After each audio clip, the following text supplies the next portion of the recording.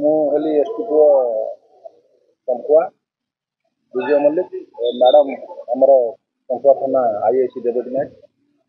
କାଲି ଆମର ଏସ୍ପି ସାର୍ଙ୍କର ନିର୍ଦ୍ଦେଶ କ୍ରମେ ଆଣ୍ଟି ଡକାୟତି ପେଟ୍ରୋଲିଂ ଚାଲିଥିବା ସମୟରେ ଚମ୍ପୁଆ ପୋଲିସ ଦ୍ୱାରା ପେଟ୍ରୋଲିଂ ସମୟରେ ପେଟ୍ରୋଲିଂ ଅଫିସରମାନେ ଖବର ପାଇଲେ ଯେ ପାଞ୍ଚପୁରିଆ ଜଙ୍ଗଲରେ କିଛି କଲପିଟ୍ସ କଂଗ୍ରେଟେଡ୍ ହେଇଛନ୍ତି ଡକାୟତି କରିବା ପାଇଁ।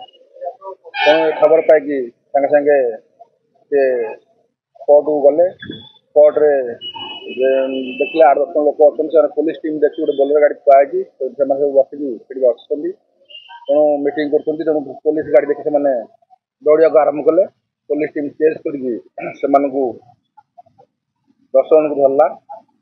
10 ଜଣ ଧରିଲା ପରେ ସେମାନଙ୍କ ପାଖରୁ 2ଟା country made pistol, live ammunition 2ଟା, କଟୁରୀ 2ଟା, cricket stump 3 piece, chilli powder 5 packet, face mask 4ଟା, ଗୋଟେ ବୋଲେରୋ ଭେହିକିଲ୍ 4,900 ଟଙ୍କା, ବିୟର ବୋତଲ 10ଟା ସେମାନଙ୍କ ପାଖରୁ ଜବତ କରାଲା।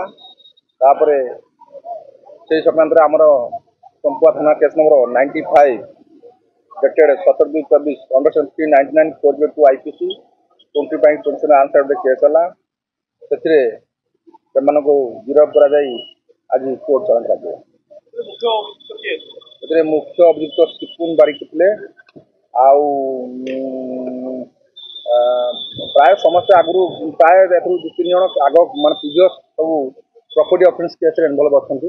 ସିପୁନ ବାରିକ ବୋଲି ଯିଏ ତାର ମୁଖ୍ୟ ଆସାମୀ, ଆଉ ଲିପୁନ ମହାକୁର, କମଲ ବାରିକ।